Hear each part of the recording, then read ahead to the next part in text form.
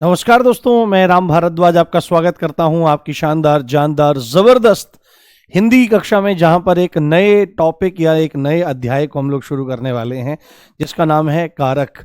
और आप में से बहुत सारे लोग ऐसे हैं जो बड़े परेशान हो जाते हैं कारक नामक अध्याय को देख करके कि भाई ये है क्या। और यहाँ से कुछ क्वेश्चन आते हैं, विशेषकर यहाँ पर विभक्तियों से प्रश्न आते हैं जिनको परसर्ग भी कहते हैं, जिनको कारक चिन्ह भी कहा जाता है। तो हम बहुत डिटेल से इसको समझेंगे, बहुत अच्छे से इसको जानेंगे। आपका स्वागत है, आपका वंदन है, आपका अभिनंदन है। जल्दी से आप लोग आ जाइए, फिर आज की शानदार क्लास को हम लोग शुरू करने वाले हैं। Good morning guys, good morning. बहुत शानदार, जबरदस्त, जिंदाबाद मेरे भाई। वाह, कैसे हो आप लोग? स्माइल एक बार दिखाओ मुझे अपनी। दिन की शुरुआत एक नए जज्बे के साथ। और जीवन में कोई भी लक्ष्य जो होता है वह दुर्लभ नहीं होता है। जीवन में दुर्लभ है उस लक्ष्य को प्राप्त करने का दृढ़ संकल्प और वैसी मानसिकता। तो हमारी मानसिकता बहुत मजबूत हो जाए और उस लक्ष्य के प्रति हम निष्ठावान हो जाएं, तो कोई भी चीज प्राप्त करी जा सकती है संसार में, इसमें कोई दो राय नहीं। और आपकी इसी दृढ़ निष्ठा को और दृढ़ संकल्प को दिखाता है आपका ठीक 9 बजते ही कक्षा में उपस्थित हो जाना। और मैं चाहूंगा जिस दिन आखिरी कक्षा रहे उस दिन तक भी आपकी यही स्ट्रेंथ रहे और इसी तरह आप चीज़ों को समझें। तो हिंदी में 37 में 37 लाने से कोई नहीं रोक सकता।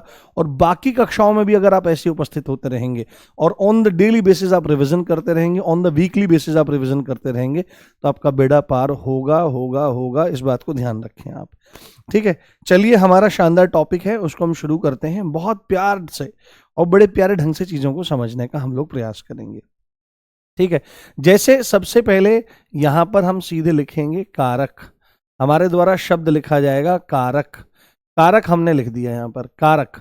तो एकदम दिमाग में आएगा कि कारक क्या है, तो सीधे ही परिभाषा लिख दें। तो ऐसा कभी भी नहीं करना चाहिए कि सीधे ही हमारे द्वारा परिभाषा लिख दी जाए। जी, बहुत बढ़िया स्माइल आ रही है आपकी। जी, स्वागत, वंदन, अभिनंदन। आओ चलो बस शुरू करते हैं मेरे भाई। हाँ, शुरू करते हैं चीजों को और देखने का प्रयास करते हैं। तो कारक, कारक जो शब्द है इसको थोड़ा सा देखना चाहिए। इसकी उत्पत्ति के बारे में भी कई बार प्रश्न आ जाते हैं। इसकी उत्पत्ति की भी बात हमेशा होती है। तो कारक जो शब्द है, हाँ, इसके बारे में पूछता है। तो ये जो शब्द है प्यारे, ये संस्कृत भाषा का शब्द है। कहाँ का? ये आपको बोलना पड़ेगा कि ये संस्कृत भाषा का शब्द है, संस्कृत भाषा का शब्द है, ठीक है। और संस्कृत भाषा का शब्द है। और अगर आपसे पूछेगा कि इसका निर्माण कैसे होता है, ये बनता कैसे है, इसका निर्माण कैसे होता है, ये बनता कैसे है, तो आपको बोलना पड़ेगा कि संस्कृत की धातु क्री, है ना। संस्कृत की धातु, संस्कृत में धातु होते हैं। आप एक चीज समझोगे, हो सकता है आप में से पहले भी बहुत सारे लोग पढ़े हुए हों, हिंदी को आपने पढ़ा हो, नवीन सर से पढ़ा हो, ममतेज सर से पढ़ा हो, या आपने संस्कृत का भी थोड़ा बहुत ज्ञान लिया हो। तो क्रिया के मूल रूप को क्या कहा जाता है? क्रिया के मूल रूप को धातु कहा जाता है। तो यहां तो हम कह रहे हैं क्रिया का मूल रूप धातु है, ये बात आपको जाननी चाहिए। पर आप अगर संस्कृत में देखेंगे तो किसी भी शब्द का निर्माण एक बेस से होता है, एक बेस फॉर्म से होता है, उसको धातु कहा जाता है। जैसे धातु है पढ़, जैसे क्रिया है पढ़ना, तो धातुओं के साथ आप जब ना जोड़ देते हो, जैसे पढ़, लिख, चल, खा, सो, इनके साथ में जैसे ही ना जुड़ जाता है तो धातु क्रिया में बदल जाती है आपकी, ठीक है। तो जिस तरह से हिंदी में हम क्रिया का मूल रूप धातु बोलते हैं, उसी तरह से संस्कृत में जितने भी शब्द होते हैं उन सब का निर्माण धातुओं से ही होता है। और संस्कृत की धातु क्री से होता है। संस्कृत की धातु किससे होता है? संस्कृत की धातु क्री से, ठीक है। क्री से इसका निर्माण होता है। साथ में एक प्रत्यय रहता है, साथ में एक प्रत्यय रहता है, साथ में एक प्रत्यय रहता है, पबुल प्रत्यय। क्या रहता है? पबुल प्रत्यय, पबुल प्रत्यय रहता है। जब ये दो आपस में मिल जाते हैं, बहुत इंपॉर्टेंट है, कई परीक्षाओं में पूछा गया है, इसको गंभीरता से देखें। तो पूछता है कि संस्कृत की किस धातु से हुआ है, तो आपको बोलना पड़ेगा संस्कृत की क्री धातु से हुआ है। प्रत्यय कौन सा जुड़ा है? तो पबुल प्रत्यय। तो अगर मैं यहां पर इस तरह से लिख दूं कि क्री प्लस पबुल, है ना, ये मैं लिख दूं, तो उससे हमको जो प्राप्त हो जाएगा वह ये शब्द होगा। जहां पर क्री धातु है, जहां पर क्री धातु है और पबुल क्या है प्यारे, पबुल हमारा ये प्रत्यय हो जाएगा। इस बात को आपको समझना है। तो ये है बेसिक बात कि भाई किस भाषा का शब्द है, तो आपको बोलना पड़ेगा संस्कृत भाषा का शब्द है, क्री धातु पबुल प्रत्यय दोनों मिले तो कारक बना। ये तो बात हो गई इसके, इस वर्ड के फॉर्मेशन की, इस शब्द के निर्माण की। परंतु हमको एक चीज यहां पर समझनी पड़ेगी कि कारक होता क्या है, किसको कहते हैं कारक। तो कारक के इस शाब्दिक अर्थ पर जाना पड़ेगा, क्योंकि यहां पर शब्द है, अगर यहां पर ये शब्द है, अगर ये शब्द है तो भाई निश्चित रूप से इसका कुछ ना कुछ शाब्दिक अर्थ भी होना चाहिए। अगर वर्ड है, अगर क्या है, अगर कोई वर्ड है तो उस वर्ड का कुछ ना कुछ तो मीनिंग निकलेगा ना मेरे बाबू, कुछ ना कुछ मीनिंग तो उसका निकलेगा ना। तो आप बोलेंगे हाँ जी बिल्कुल निकलेगा, क्योंकि शब्द शब्द ही नहीं कहलाएगा अगर उसका अर्थ ना निकले। और आपने देखा होगा वर्णों के सार्थक समूहों को शब्द कहा जाता है, ये बात मैंने आपको पहले ही बताई थी। वर्णों के समूहों को नहीं, वर्णों का समूह, यानी कि वर्ण जब आपस में मिलते हैं उनका जो ग्रुप बनता है, केवल उसको शब्द नहीं कहा जाता। वर्णों का जो सार्थक समूह होता है, यानी कि एक ग्रुप बना, एक समुदाय बना, एक समूह बना और उसका कुछ ना कुछ अर्थ निकल रहा है, कुछ ना कुछ मीनिंग निकल रहा है, तभी वह क्या कहलाएगा, तभी वह शब्द कहलाएगा। तो शाब्दिक अर्थ इसका होता है कारक का करने वाला या बनाने वाला। क्या होता है, करने वाला, है ना, करने वाला या बनाने वाला, ये दो इसके अर्थ निकलते हैं, करने वाला या बनाने वाला। करने वाला या बनाने वाला, करने वाला या बनाने वाला, करने वाला या बनाने वाला। अब ये जो करने वाला या बनाने वाला है इसको हम यहीं पर छोड़ते हैं। अब ठीक है, यहां से आगे अगर लेकर डायरेक्ट चलूंगा तो उलझ सकता है, पर इसको हम यहीं पर छोड़ेंगे। अब हम चलते हैं कि कारक है क्या, क्या चीज है, कारक है क्या। तो सीधे सीधे हम चीजों को समझेंगे और सीधे सीधे चीजों को जानेंगे। इतना समझने के बाद आपने नोट भी कर लिया होगा कि कारक करने वाला या बनाने वाले को कहा जाता है। अब अगली स्लाइड पर चलते हैं और जानने का प्रयास करते हैं कारक के बारे में। तो सीधी सीधी जो परिभाषा इसकी दी जाती है, ठीक है, सीधी सीधी जो इसकी परिभाषा दी जाती है कारक की, कारक की परिभाषा, कारक की परिभाषा आप मेरे साथ लिखें तो आपको समझ में आएगा, आपको सीधे सीधे समझ में आएगा। और यहां पर हम पहले सिद्ध करेंगे। तो कारक की दो परिभाषाएं पहले मैं आपको बताता हूं, ठीक है, कारक की दो परिभाषाएं मैं आपको बताता हूं। उससे पहले मैं एक छोटी सी चीज और डिस्कस यहां पर कर लेता हूं। अगर आपसे फिर भी कोई पूछने लगे, अगर आपसे पूछने लगे कि भाई कारक क्या है, पूछने लगे भाई कारक क्या है, ये भी तो क्वेश्चन आ सकता है ना। तो आप इस चीज को रिलेट कर पा रहे होंगे, आप इस चीज को देख पा रहे होंगे प्यारे, कि हमने संज्ञा के बाद कारक, इसके संज्ञा के बाद इन तीनों अध्यायों को पढ़ने का निश्चय लिया। लिंग, वचन और कारक। क्या है, लिंग, वचन और कारक। ऐसा क्यों हमारे द्वारा किया गया, तो ऐसा हमारे द्वारा इसलिए किया गया, ऐसा हमारे द्वारा इसलिए किया गया क्योंकि कहीं ना कहीं अगर आप देखेंगे तो का जो लिंग है वो भी संज्ञा का ही रूप है, बट उसका काम क्या है, पुरुष और स्त्री जाति बताना शब्दों की। वचन भी जो है वो भी संज्ञा का ही रूप है, उसका काम क्या है, संख्या बताना। और ये भी क्या है, ये भी संख्या का ही रूप है, ये भी क्या है, ये भी संज्ञा का ही रूप है प्यारे। इसमें क्या लिख लेना है आपको, यहां पर लिख लेना है कि क्या है, तो संज्ञा का ही रूप है, संज्ञा का ही रूप है, संज्ञा का ही रूप है, संज्ञा का ही रूप है। और काम क्या करता है, तो काम करता है, काम क्या है। अब आपने आपसे पूछा इसने कि भाई क्या है, तो संज्ञा का ही रूप है। और तो साथ में एक क्वेश्चन और हमारे सामने आ सकता है यहां पर कि भाई काम क्या है। अगर संज्ञा का ही रूप है तो काम का क्या काम है, काम क्या है, इसका काम क्या है, करता क्या है। जैसे लिंग जो है वो भी संज्ञा का रूप है, उसका काम क्या है, पुरुष और स्त्री जाति के बारे में बताना। वचन भी संज्ञा का ही रूप है, काम क्या है, आपका संख्या के बारे में बताना, एक की संख्या में, एक से ज्यादा की संख्या में। कारक भी क्या है, कारक भी संज्ञा का ही रूप है, संज्ञा ही है, पर काम क्या है, तो संबंध बनाना। क्या करना, संबंध बनाना, रिलेशन बनाना। और जब संबंध बनाना, क्या करना बाबू, संबंध बनाना, संबंध बनाना। और एकदम से आएगा किससे, तो आप बोलेंगे अन्य शब्दों से, है ना। किससे, तो यहां पर आप लिख सकते हो अन्य शब्दों से। किससे लिख सकते हो, अन्य शब्दों से, अन्य शब्दों से। किससे संबंध बनाता है? तो अन्य शब्दों से संबंध बनाता है, अन्य शब्दों से संबंध बनाता है। और विशेषकर किससे? विशेषकर क्रिया से बनाता है। जैसे मैं आपको उदाहरण के तौर पर लेकर के चलता हूं, परिभाषा हम लोग बाद में लिख लेंगे, परिभाषा हम लोग बाद में लिख लेंगे नीचे की तरफ। एक मैं आपको उदाहरण देता हूं, एक उदाहरण देखो, बहुत सरल उदाहरण है, बड़ा प्यारा उदाहरण है, ध्यान से देखना। मैं हमेशा इसी उदाहरण के माध्यम से समझाता हूं। जैसे यहां पर लिखा, राम ने रावण को बाण से मारा। हमने यहां पर क्या लिखा? राम ने रावण को बाण से मारा। राम ने रावण को बाण से मारा। तो अगर यहां पर आपसे पूछा जाएगा कि भाई कारक क्या कौन कौन है, कारक क्या है यहां पर, तो अभी अभी हमने यहां पर एक चीज समझी, अभी अभी हमने यहां पर एक चीज देखी कि कारक क्या है? संज्ञा का रूप है।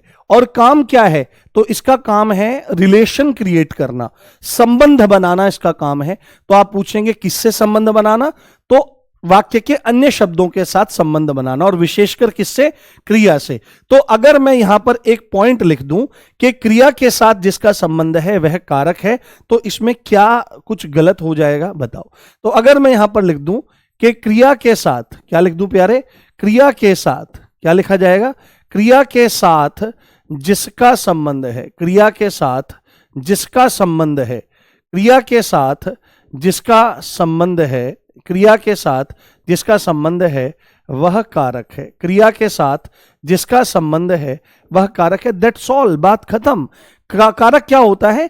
क्रिया के साथ जिसका संबंध है। जैसे अब आप एग्जांपल देखो, मानो मत, मेरी बिल्कुल मत मानो, मुझे अपना इस समय ये मानकर चलो इसकी बात माननी नहीं है, इसको सिद्ध करके दिखाना पड़ेगा। तो सिद्ध मैं कैसे करूंगा? अब हमने देखा क्या कि कारक क्या है? क्रिया के साथ, क्रिया के साथ जिसका रिलेशन है। तो क्रिया क्या है यहां पर? राम ने रावण को मारा। बहुत गंभीरता समझें, बहुत गंभीरता से चीजों को हम बता रहे हैं। राम ने रावण को बाण से मारा, ये गंभीरता देखो। तो यहां पर क्या है?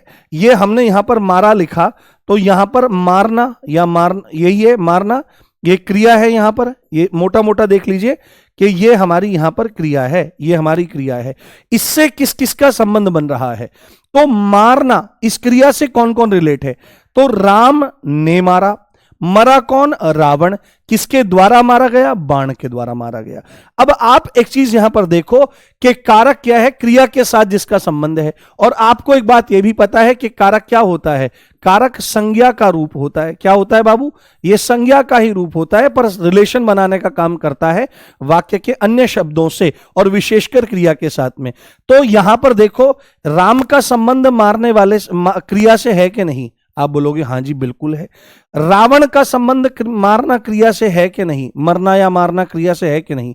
आप बोलोगे बिल्कुल, ठीक है। और उसके बाद बाण का संबंध क्रिया से है कि नहीं? हां, क्योंकि राम इस क्रिया को कर रहे हैं, इस क्रिया का असर जिस पर पड़ रहा है वह रावण है, और यह क्रिया जिसके द्वारा की जा रही है वह बाण है। इस बात को आप समझें। तो क्रिया के साथ जिसका संबंध है वह कारक है। और एक चीज आप यहां पर नोटिस कर लीजिए कि क्रिया के साथ इनका संबंध है, चाहे तो आप यहां पर राम को देखो, चाहे आप यहां पर रावण को देखो, या आप यहां पर बाण को देखो, ये तीनों ही क्या हैं? ये तीनों ही यहां पर संज्ञा के रूप हैं। राम भी किसी का नाम है, रावण भी किसी का नाम है, बाण भी एक वस्तु का नाम है। नाम मतलब संज्ञा होता है, ये बात मैं आपको पढ़ा करके आया हूं। तो इस बात से यहां पर यह बात सिद्ध होती है कि क्रिया के साथ जिसका रिलेशन है वही क्या कहलाता है? वही कारक कहलाता है। वही क्या कहलाता है? वही कारक कहलाता है। यह बात आपको समझ में आनी चाहिए। तो परिभाषा यह है और इसका उदाहरण यह है, ठीक है। तो राम कौन है? राम है मारने वाला। राम कौन है? राम है मारने वाला। यहां पर राम है मारने वाला। रावण कौन है? जिसको मारा जा रहा है। रावण कौन है? जिसको मारा जा रहा है, जिसको मारा जा रहा है, जिसको मारा जा रहा है। और बाण क्या है? वो बाण है सहायक, मारने की क्रिया में सहायक, मारने में सहायक, मारने की क्रिया में यह सहायक है।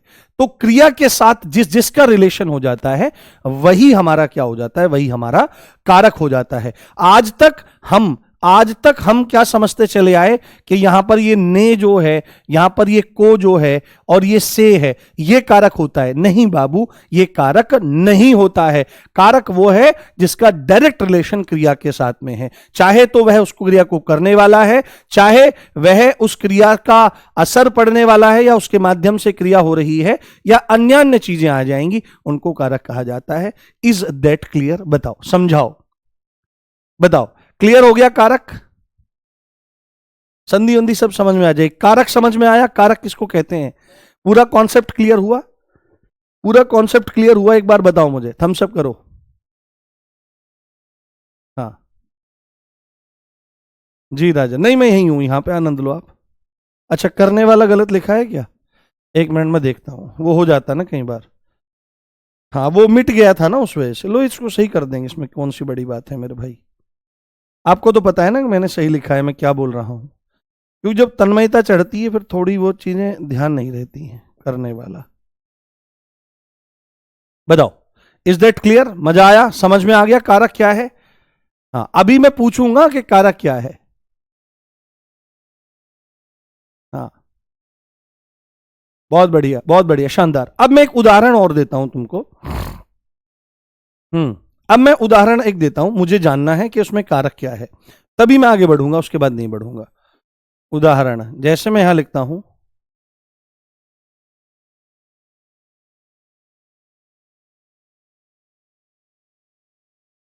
रीमा ने चम्मच से चावल खाया। रीमा ने चम्मच से चावल खाया।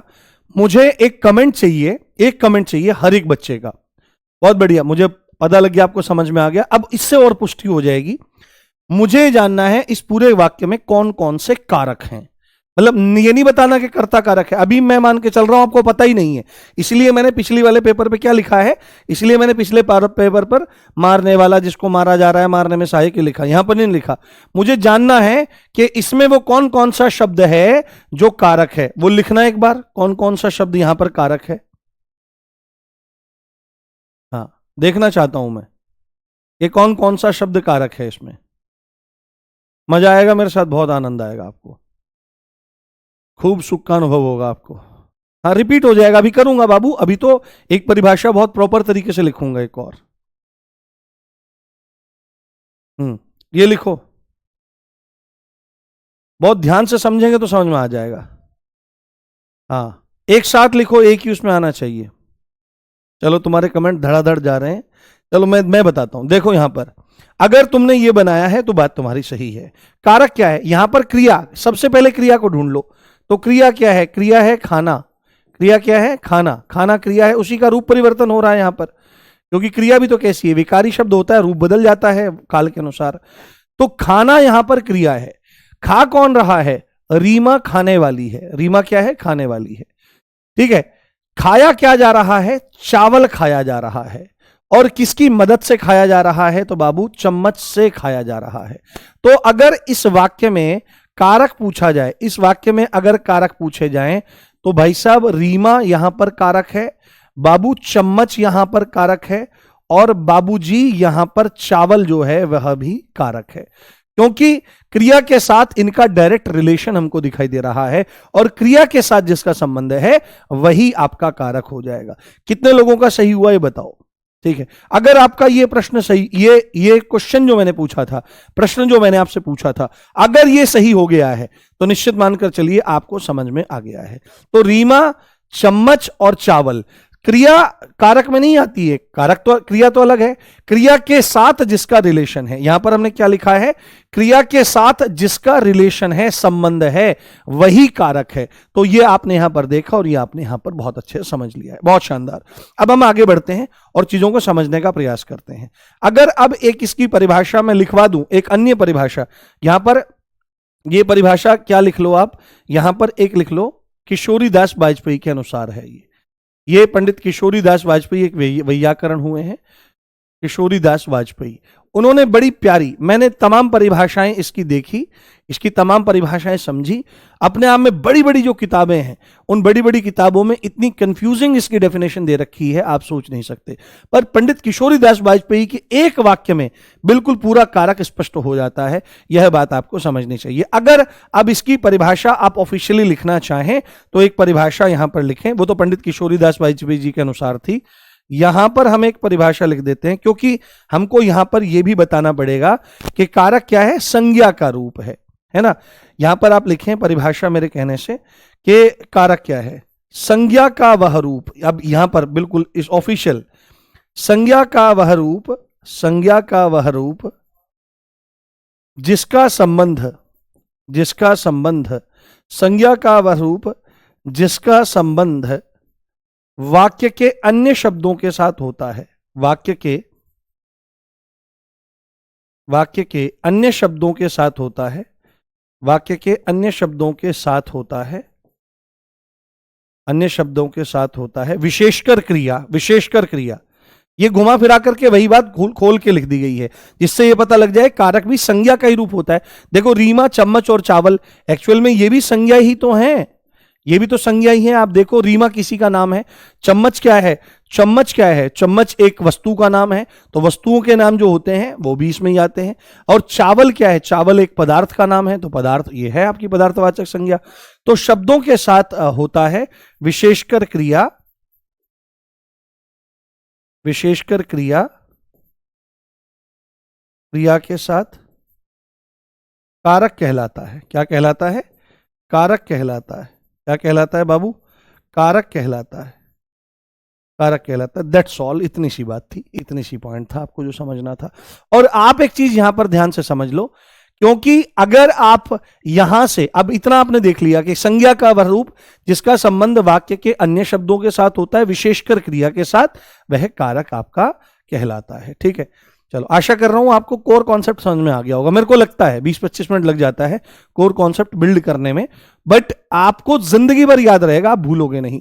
अब आपका एक और क्वेश्चन भी यहां पर बन सकता है कि सर आपने यहां पर बोला था कि कारक जो है उसका शाब्दिक अर्थ होता है करने वाला या बनाने वाला, तो क्या करने वाला और बनाने वाला, तो यहीं पर आप इसको लिख सकते हो, एक पॉइंट यहीं पर ऐड कर सकते हो कि वाक्य को बनाने वाला, बस सीधे लिख लो वाक्य को बनाने वाला। मैंने बोला था ना, मैं आपको बाद में बताऊंगा इसको, वाक्य को बनाने वाला।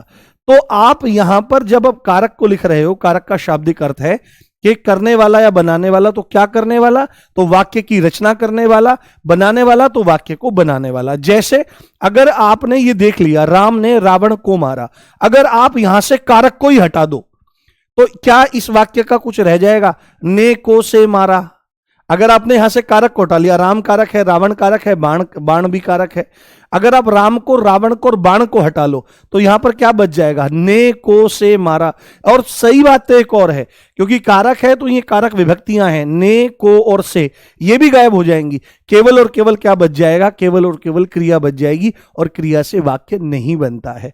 तो क्योंकि ये आपस में संबंध बनाता है विशेषकर क्रिया के साथ में, अन्य शब्दों के साथ में भी, तो उसको क्या कहा जाता है, कारक। और कारक का मतलब करने वाला और बनाने वाला। अब मैंने अपना यहां पर ये बात पूरी करी, हाँ बहुत बढ़िया, समझ में आया। अब हम चलते हैं आगे और चीजों को देखने का प्रयास करते हैं। आप मेरी क्लास में चीजों, ये पूरे के पूरे बोर्ड को एक प्रैक्टिकल लैब की तरह पाओगे, क्योंकि मैं कोशिश करता हूं कि हिंदी का गणित पढ़ाऊं। ठीक है, कुछ चीज कहीं रहेगी, कुछ चीज कहीं रहेगी। मेरे को ऐसे लिखना तो कभी पसंद था ही नहीं, मैंने कभी नहीं लिखा मैंने जिंदगी में कभी नहीं लिखा, मैंने कभी नोट्स नहीं बनाए। मैं लिखता हूं तो मैं इसी फॉर्मेट में लिखता हूं, और इस फॉर्मेट में जब आप भी लिखने लगेंगे तो आपको चीजें हमेशा के लिए याद हो जाएंगी। अब मेरी बात ध्यान से आपको सुननी है, मेरी बात ध्यान से आपको समझनी है कि एकदम से आपको यहां पर, जैसे ये जैसे हमने यहां पर लिखा, यहां पर लिखिए आप, जैसे हमने यहीं पर लिखा था, जैसे हमने ये लिखा था कि राम ने रावण को बाण से मारा, जैसे हमने ये लिखा था मेरे प्यारे, राम ने रावण को बाण से मारा। तो बाबू ये तो हो गए कारक, आपको पता है ये तो हो गए कारक आपके। ये क्या बचा यहां पर, ये ने जो है, ये को जो है, और ये से क्यों है, ये क्या है, आपको एकदम दिमाग में आएगा। तो आपको एक पॉइंट यहां पर लिख लेना है, एक पॉइंट यहां पर लिख लेना है, कारक विभक्ति, कारक विभक्ति, इन्हीं को कारक विभक्ति कहा जाता है, इन्हीं को कारक विभक्ति कहा जाता है क्या?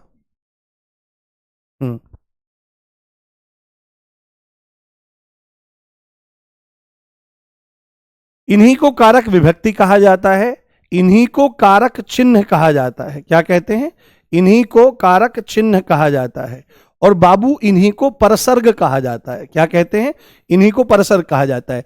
पेपर में अगर आ जाए कि भाई कर्ता कारक की कारक विभक्ति बताओ, चिन्ह बताओ या परसर्ग बताओ, तो घबराने की जरूरत नहीं है, ये तीनों चीजें एक ही हैं। और अगर आप परसर्ग शब्द को देखने का प्रयास करोगे तो आपको समझ में आएगा, परसर्ग शब्द दो शब्दों से मिलकर बना है, पर और सर्ग। पर और सर्ग, पर जो शब्द होता है, पर और सर्ग, इन दो शब्दों से मिलकर के परसर्ग बन रहा है।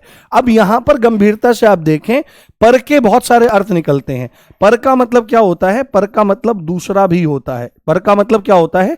दूसरा। जैसे एक बहुत सुंदर पंक्ति तुलसीदास जी लिखते हैं। क्या लिखते हैं? कि सो पर नार लीलार गुसाई, तजऊ चौथ के चंद किनाई। इसका मतलब क्या है कि अगर जीवन में सुख चाहिए तो सो पर नार दूसरे की स्त्री जिससे आपका विवाह होगा, उसी के साथ आपको प्रेम का संबंध रखना है। दूसरे की स्त्री, पर मतलब दूसरे की स्त्री के साथ आपका संबंध होगा तो वह समाज में अपराध का कारण बनेगी और आपके मन को भ्रष्ट करने का काम करेगी। ठीक है, यह बात आपको ध्यान रखनी चाहिए। तो पर मतलब दूसरा, और पर मतलब बाद में, पर मतलब बाद या पीछे, इस सेंस में भी जाता है। और सर्ग का मतलब क्या होता है? सर्ग का मतलब लगने वाला, और सर्ग का मतलब चलने वाला। सर्ग का मतलब चलने वाला, सर्ग का मतलब लगने वाला या चलने वाला। तो यहां पर का अर्थ जो है ये अनेक अर्थ में निकल रहे हैं, तो दूसरा तो यहां पर नहीं होगा, यहां पर अर्थ होगा पीछे या बाद में। और सर्ग का मतलब लगने वाला, तो यहां पर आपको ध्यान देना है, इसका अर्थ होगा कि बाद में या पीछे लगने वाला, लगने वाला, बाद में या पीछे लगने वाला, या इसको लिख दो चलने वाला। तो यहां पर एकदम से बात आएगी, अच्छा परसर्ग का मतलब बाद में या पीछे लगने वाला या चलने वाला, तो तुरंत एकदम प्रश्न आएगा किसके पीछे। एकदम प्रश्न आना चाहिए किसके पीछे, एकदम आना चाहिए किसके पीछे, किसके पीछे, किसके बाद, ये प्रश्न बनने चाहिए तुरंत एकदम दिमाग में। किसके पीछे, किसके बाद, किसके पीछे और किसके बाद, तो आपको बोलना पड़ेगा कि कारक के पीछे और कारक के बाद। किसके पीछे? कारक के पीछे और कारक के बाद। क्योंकि जैसे ही आप यहां पर देखोगे कि कारक के पीछे और कारक के बाद, तो कारक के पीछे क्या लिखेंगे? कारक के पीछे और कारक के ही बाद, कारक के पीछे और कारक के बाद। ठीक है, कारक के पीछे और कारक के बाद। जैसे आप देख सकते हो कि यहां पर जो ने है ये इसके पीछे लगा हुआ है, को जो है वो इसके पीछे चलता है, से जो है वो बाण के पीछे लगा हुआ है। तो आई थिंक आपको बहुत अच्छे से क्लियर हो गया होगा कॉन्सेप्ट कि कारक विभक्ति को ही कारक चिन्ह और परसर्ग कहा जाता है। और परसर्ग का मतलब होता है बाद में या पीछे चलने वाला। तो चलने वाला या लगने वाला, तो किसके पीछे? तो कारक के पीछे। किसके बाद? तो कारक के बाद। तो आप अगर दूसरे वाला एग्जाम्पल भी यहां पर देख लेते हो कि रीमा ने चम्मच से, रीमा ने चम्मच से चावल खाया। ठीक है, चावल खाया, चावल खाया, चावल खाया। या मैं आपको अभी और सरलता प्रदान करने के लिए यहां पर विभक्ति को जोड़ रहा हूं, चावल को खाया। ठीक है, चावल को खाया, आपके लिए सरलता से लिख रहा हूं। तो आपने देखा था रीमा क्या है? रीमा यहां पर कारक है, चम्मच यहां पर कारक है क्योंकि क्रिया के साथ इनका सीधा संबंध है, और चावल यहां पर ये भी कारक है। जबकि आप यहां पर देख रहे हैं कि इनके पीछे क्या चल रहा है, तो ने इसके पीछे, से इसके पीछे और को इसके पीछे। तो ये हमारे तीनों की तीनों क्या हो जाएंगे प्यारे? ये तीनों के तीनों हमारे हो जाएंगे कारक चिन्ह, है ना? कारक चिन्ह या परसर्ग या विभक्ति, इसी को कहा जाता है परसर्ग या विभक्ति। समझ में आ गई बात? क्लियर हो गया कॉन्सेप्ट? बताइए। समझ में आ गई बात? कोई डाउट तो नहीं रहा होगा मेरे हिसाब से। बताइए दोस्तों, मित्रों, बताइए, समझ में आया कॉन्सेप्ट? मजा आ रहा है? हम्म। हाँ, मुझे लगता नहीं है कि अब कारक में और कारक विभक्ति में कोई भी डाउट, कोई भी समस्या आपको रही होगी। एक बार थम्स अप करके बताओ, फिर हम चलते हैं संख्याओं पर। हाँ, आलोक राजपूत बेटा, थोड़ा गंभीरता से पढ़ो, सब चीजें पता लगेंगी। अगर आप बिल्कुल फ्रेश होके पढ़ते तो बिल्कुल समझ में आ जाता। हाँ, बहुत बढ़िया। हम्म। बताइए, क्लियर हो गया पूरा कॉन्सेप्ट कारक और कारक विभक्तियों का? बहुत बढ़िया, शानदार दोस्तों। हाँ, रीमा, चम्मच और चावल कारक हैं, ने, से और को विभक्ति हैं। अभी पता लगेगा कि कहां से क्या विभक्ति है, किसकी क्या होती है।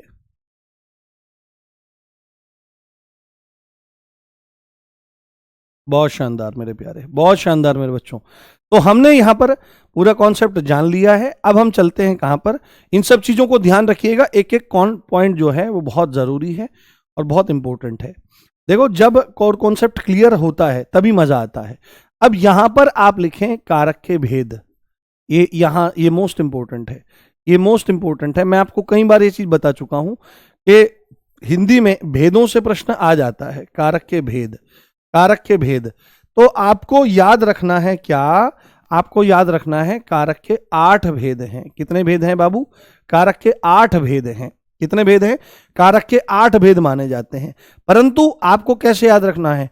कर्ता, करण, कर्म, कारक, ऐसे नहीं। आपको मैं एक चीज बताता हूं, बस उस चीज को आप ध्यान कर लीजिए। जिंदगी में आपको कारक के भेद और उनकी विभक्तियां याद नहीं करनी पड़ेंगी, आपको झटक से समझ में आ जाएगा। जैसे मेरे साथ लिखो यहां पर, कर्ता ने, फिर कर्म को और करण से जान, और करण से जान, और करण से जान, संप्रदान को के लिए, संप्रदान को के लिए, अपादान से मान, ये बहुत जरूरी, अपादान से मान, काकी के संबंध, काकी के संबंध। अगर जिंदगी में आज तक आपको याद नहीं हुआ होगा तो आज के बाद आप कारकों को भूलने वाले नहीं हो। काकी के संबंध में, पर अधिकरण समान, में पर अधिकरण समान, उस संबोधन हे हो, अरे संबोधन हे हो, अरे कारक की पहचान। आजी प्यारे भाई, कारक की पहचान। आपको लगता होगा मास्टर कितने ड्रामे करता है, पर क्या करें भाई, ये किस तरह से बोलता है मास्टर, सुनाता है। देखो ध्यान से, कर्ता ने, फिर कर्म को और करण से जान। हम इधर लिखेंगे, ध्यान से लिखना। 8 है ना, तो 1 2 3 4 5 6 7 और 8, तो गिनते जाओ। कर्ता ने, ये पहला, फिर कर्म को और करण से जान, संप्रदान को के लिए, अपादान से मान, काकी के संबंध, संबंध कारक में पर अधिकरण समान, और संबोधन हे हो, अरे कारक की पहचान। ये है। तो कर्ता, कर्म, करण, 3 2 5 2 7 और 1 8। तो यहां पर बार बार इसका उच्चारण करते रहो जिससे याद हो जाए ये बहुत अच्छे से। कर्ता ने, फिर कर्म को और करण से जान, संप्रदान को के लिए, अपादान से मान, काकी के संबंध में पर अधिकरण समान, संबोधन हे हो अरे कारक की पहचान। बस सिंपल, इतना सिंपल है। क्या मुश्किल है इसमें? कुछ भी मुश्किल नहीं है। ये ऐसे हमने लिख दिए, ये आपने लिख दिया। अब आपने इसको जान लिया, अब आप बताओगे मास्टर जी इनकी विभक्ति भी हमको जाननी है। तो विभक्तियां भी प्यारे यहीं पर हैं। क्या? कर्ता ने, कर्ता ने, फिर कर्म को, ठीक है, को आ गया, फिर कर्म को और करण से जान, और करण से जान। से और के द्वारा यहां पर क्या आ जाती है? से और के द्वारा दो विभक्तियां आ जाती हैं। संप्रदान को के लिए, संप्रदान को और के लिए, संप्रदान के लिए क्या आ जाता है? को आ जाता है, और के लिए आ जाता है अपादान से मान। क्या आ जाता है? अपादान से मान। उसके बाद का की के संबंध, का की के संबंध। तो संबंध कारक की विभक्ति क्या होती है? का की के रा री और रे, ये भी आ जाती हैं। बहुत इंपॉर्टेंट, में पर अधिकरण समान। अधिकरण कारक की विभक्ति क्या होती है? में और पर होती है। और संबोधन हे हो अरे कारक की पहचान। तो संबोधन हे हो अरे अजी सुनते हो, ये वाला अजी है ना, ये तमाम आपकी हो जाएंगी। तो ये आपकी विभक्तियां हैं और ये कारक हैं। बताना कितनी देर आपको इसमें जानने में लगी, कितनी देर लगी आपको इसको समझने में, कितनी देर आपको जानने में लगी। तो आप क्लियरली आप यहां पर देख सकते हैं और क्लियरली आप यहां पर समझ सकते हैं कि 8 भेद होते हैं और उनकी विभक्तियां ये होती हैं। कैसी लगी आपको ट्रिक ये?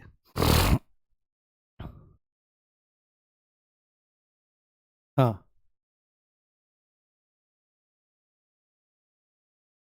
हाँ, कर्ता ने, फिर कर्म, हाँ कर्ता ने कर्म को, ये नहीं, ये याद मत करो, ऐसे याद कर लो। बहुत सिंपल है, बहुत सिंपल है, ऐसे याद कर सकते हो।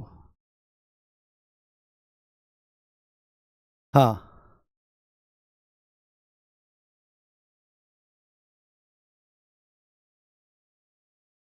बहुत बढ़िया। अभी जितना समझा रहा हूं उतना समझते चले जाओ, एक एक चीज क्रमशः समझ में आती चली जाएगी। अगर इतना सरल समझाने पर भी समझ में नहीं आ रहा है तो इसका मतलब यह है आपका ध्यान नहीं लग रहा है, आप ध्यान नहीं लगा रहे हो। इतना सरल समझाने पर भी समझ में आना चाहिए, बिल्कुल आना चाहिए। मजा आया? चलो बहुत बढ़िया। तो ये हमारे कारक के कितने भेद हो गए? 8 भेद हो गए। यहां पर भेद लिखे हुए हैं, यहां पर विभक्ति, और इसको आप एक तरह से कह सकते हो, इसको आप एक ट्रिक बोल सकते हो। क्या बोल सकते हो? एक ट्रिक। मेरे साथ बोलना एक बार और फिर हम आगे बढ़ते हैं।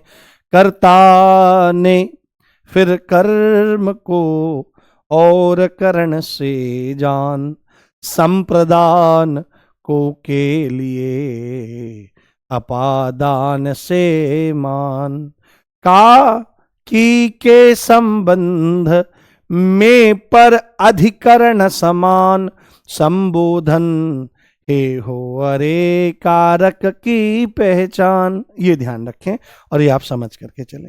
तो कारक के भेद जब यहां पर पूछा जाएगा 8 बताने हैं, और उसके बाद अगर आपको देखें कि कारक के भेदों के बारे में अगर पूछा जाए कि किशोरी दास वाजपेयी कितने मानते हैं, तो एक इंपॉर्टेंट नोट आप यहां पर लिख लीजिए। एक इंपॉर्टेंट नोट आपके द्वारा यहां पर लिखा जाना चाहिए। और वह नोट क्या है? वह नोट क्या है? वह नोट क्या है प्यारे? कि आचार्य किशोरी दास वाजपेयी 6 मानते हैं। आचार्य किशोरी दास वाजपेयी, आचार्य किशोरी दास वाजपेयी, वाजपेयी कारक के भेद, कारक के 6 भेद मानते हैं। 6 भेद मानते हैं। तो आपको लगेगा 2 किसको नहीं मानते? 6 भेद मानते हैं, तो 2 किसको नहीं मानते? तो यहीं पर लिखना है कि ये आचार्य किशोरदास वाजपेयी संबोधन और संबोधन और संबंध को, संबोधन और संबंध को कारक नहीं मानते। संबोधन और संबंध कारक को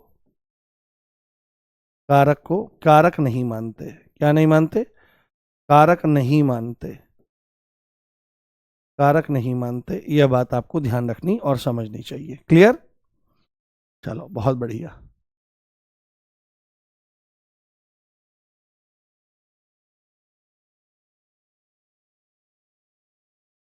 हाँ, अगर आपको किसी को ऐसा लगता है कि आपका अपने वाला ही ठीक है तो अपने वाला आप रख सकते हैं, कोई दिक्कत कोई समस्या वाली बात नहीं है।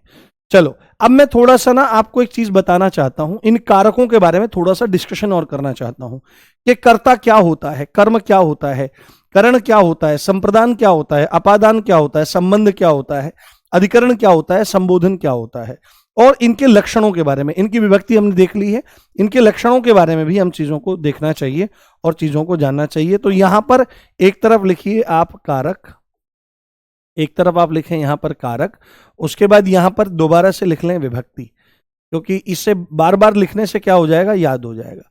और तीसरे यहां पर लिखिए आप लक्षण, कि एक्चुअल में वो है क्या, एक्चुअल में वो है क्या। इस बात को ध्यान रखें, इस बात को आप समझ करके चलें। तो सबसे पहले यहां पर हमने लिखा क्या, सबसे पहले हमने यहां पर लिखा कर्ता। कर्ता, तो कर्ता की विभक्ति क्या होती है, कर्ता की विभक्ति होती है कर्ता ने।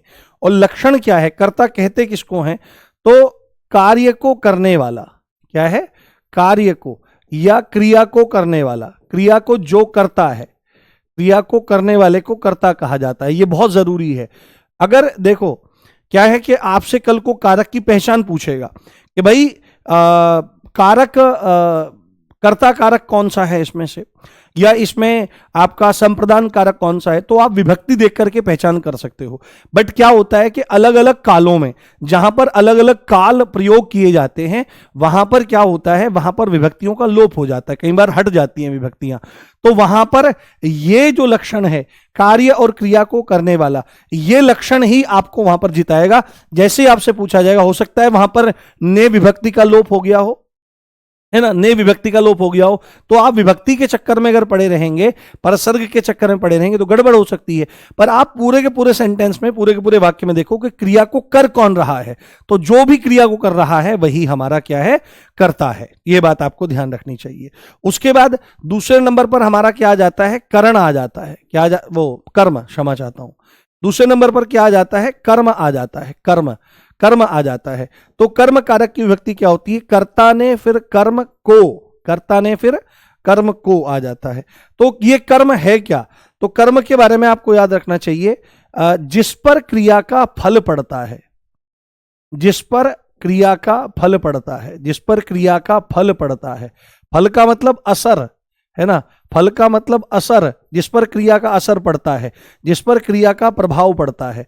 जैसे आप यहां पर देखो, हम चलते हैं वहीं पर, जैसे यही वाला हमारा एग्जाम्पल था कि राम ने रावण को मारा, राम ने रावण को मारा, तो राम है यहां पर मारने वाले, तो राम यहां पर कर्ता कारक हुए। ठीक है, राम है यहां पर का मारने वाले, तो रावण को मारने वाले हैं, तो राम कौन हुए यहां पर, राम हमारे यहां पर कर्ता कारक हुए, राम हमारे यहां पर कर्ता कारक हुए।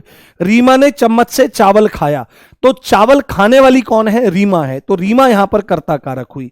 बट अगर आप यहां पर देखेंगे कि ये जो मारा जा रहा है और यहां पर जो खाया जा रहा है, उसका असर किस पर पड़ रहा है, तो मारा किसको जा रहा है, रावण को। मर कौन रहा है, रावण। इस मारने की क्रिया का डायरेक्ट असर किस पर जा रहा है, रावण पर। भाई जो डेड हो रहा है वो कौन हो रहा है, रावण। जो खाया जा रहा है वो कौन खाया जा रहा है, चावल खाया जा रहा है। तो ध्यान रखना है, जिस पर क्रिया का फल पड़े, जिस पर क्रिया का असर पड़े, उसको क्या कहा जाता है, उसको कर्म कहा जाता है। जिस पर इंपैक्ट या इफेक्ट पड़े उसी को कर्म कहा जाता है। तीसरा हमारा क्या आता है, तीसरा आ जाता है हमारा करण। करण, करण का जो शाब्दिक अर्थ होता है,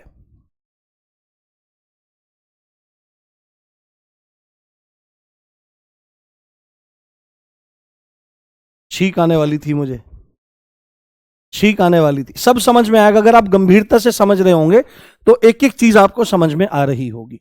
तो करण क्या होता है, करण की विभक्ति क्या है, करण से और के द्वारा, करण क्या है, से और के द्वारा। अभी इनके एग्जाम्पल्स भी देखेंगे, हम एक एक करके समझेंगे भी, इनको अलग से पकड़ेंगे। तो जिसके माध्यम से, इसमें लिखना पड़ेगा, जिसके माध्यम से, जिसके माध्यम से, जिसके माध्यम से या सहायता से क्रिया पूरी होती है, सहायता से क्रिया पूरी हो। क्रिया क्या होती है? पूरी होती है। जिसके सहायता से, जिसके माध्यम से क्रिया पूरी होती है, जिसके माध्यम से, जिसकी सहायता से क्या होता है? क्रिया पूरी होती है, पूरी होती है, पूरी हो, उसको क्या कहते हैं? उसको करण कहा जाता है। जैसे आप यहां पर देखो, बहुत ध्यान से समझो। यहां पर जैसे क्या था हमारे पास? जैसे था रीमा ने चम्मच से चावल खाया, तो रीमा तो कौन हो गई? रीमा तो यहां पर कर्ता हो गई, रीमा करने वाली है। चावल यहां पर कर्म हो गया क्योंकि चावल पर असर पड़ रहा है। खाया किससे जा रहा है? से, ये ध्यान रखो।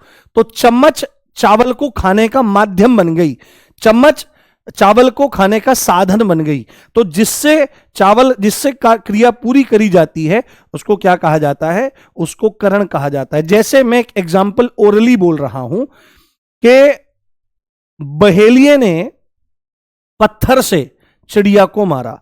ध्यान से सुनो, मुझे आंसर चाहिए। बहेलिये ने पत्थर से चिड़िया को मारा। मुझे करण कारक चाहिए इसमें, बताओ करण कारक कौन सा है? आंसर गलत नहीं आना चाहिए, फिर रिपीट करता हूं।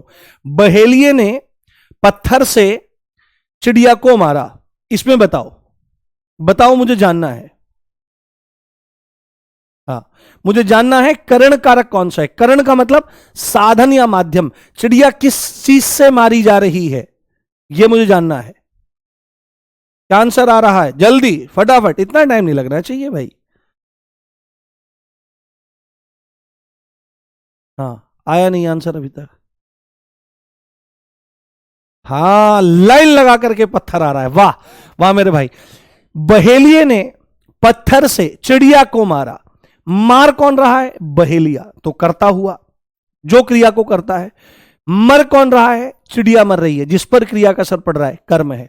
और मारा किससे जा रहा है? पत्थर से, पत्थर के द्वारा मारा जा रहा है। तो ये ध्यान रखना है, करण का मतलब होता है जिसके माध्यम या जिसकी सहायता से क्रिया होती है, उसको करण कहा जाता है। क्लियर आपकी बात? द नेक्स्ट पॉइंट, संप्रदान। संप्रदान। तो इस शब्दों को पकड़ा करो। देखो, हम लोग हमेशा क्यों पीछे रह जाते हैं? जिंदगी में भी, भावनाओं में भी, अपने करियर में भी क्यों पीछे रह जाते हैं? क्योंकि हम शब्दों की गंभीरता को नहीं समझते। शब्द को ब्रह्म कहा गया है। ब्रह्म का मतलब सब कुछ उसमें समाया हुआ है। भाव भी उसमें है, अभाव भी उसी में, कुभाव भी उसमें है, संपत्ति भी उन्हीं में। शब्दों का ही तो खेल है। तो संप्रदान, सम उपसर्ग है, प्रदान मतलब देना, दान मतलब देना।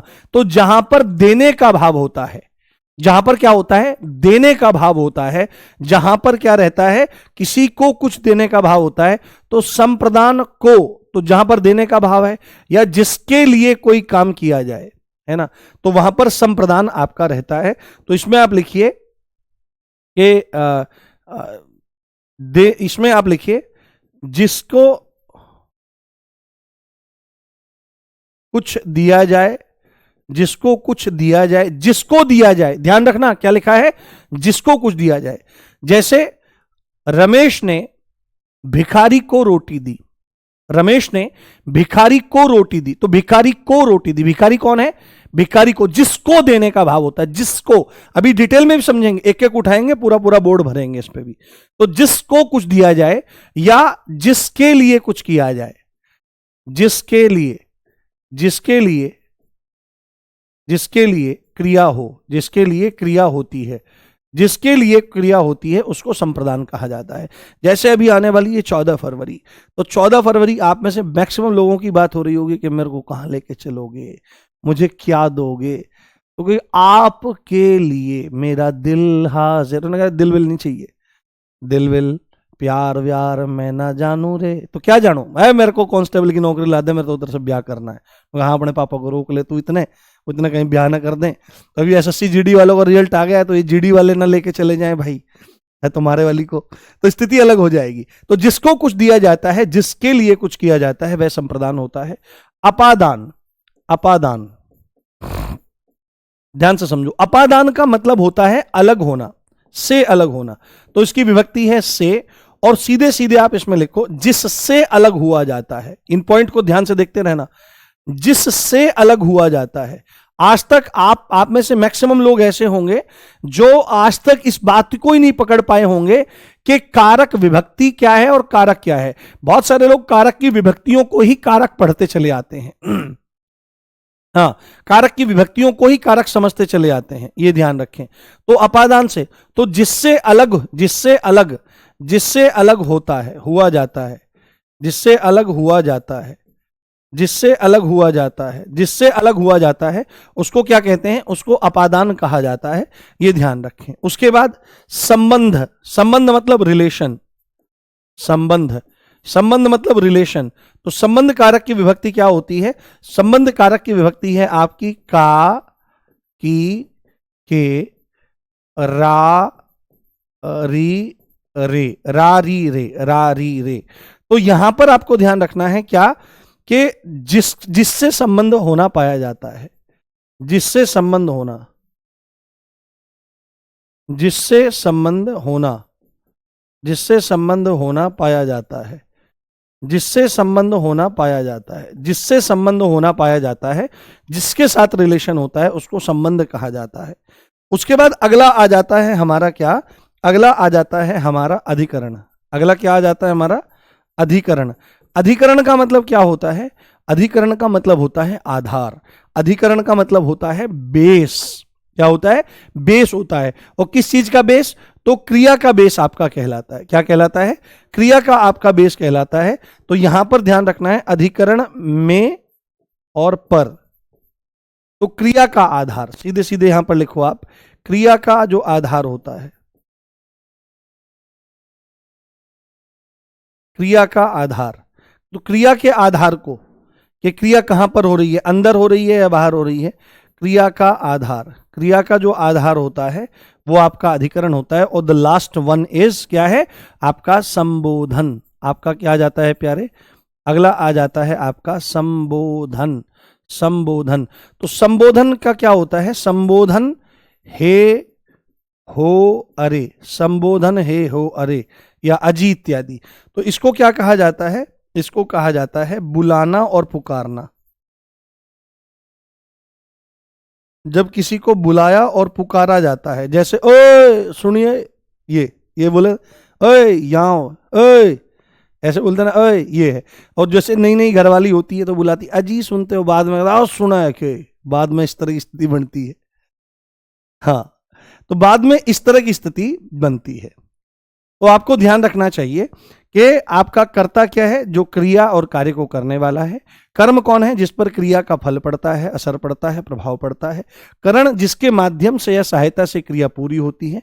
संप्रदान, जिसको कुछ दिया जाता है, जिसके लिए क्रिया होती है। अपादान, जिससे अलग हुआ जाता है। संबोधन, जिसके साथ संबंध होना पाया जाता है। अधिकरण क्रिया का आधार होता है और संबोधन बुलाना या पुकारना आपका रहता है। तो ये आपका कॉन्सेप्ट यहां पर पूरा बिल्ड हुआ और हमने सारी की सारी चीजें समझी। बताइए मेरे भाई। हाँ, अभी कौन लिख रहा है पत्थर? हाँ, अगर कोई लिख रहा है कि सर मेरा लास्ट चांस है यूपी पुलिस में, जिसके पास और उम्र भी बची है, सब अपना लास्ट चांस मान करके ही तैयारी करो। और मैं भी उसी कदर पढ़ा रहा हूं कि 37 में 37 आना चाहिए। कैसी लगी क्लास मुझे बताओ? एक एक चीज क्लियर हुई ना? हाँ, ब्लैक डे मनाए, बिल्कुल मनाए, हम तो सिंगल हैं। सब समझ में आएगा। कल एक एक उठाएंगे और एक एक को समझना शुरू करेंगे डिटेल से।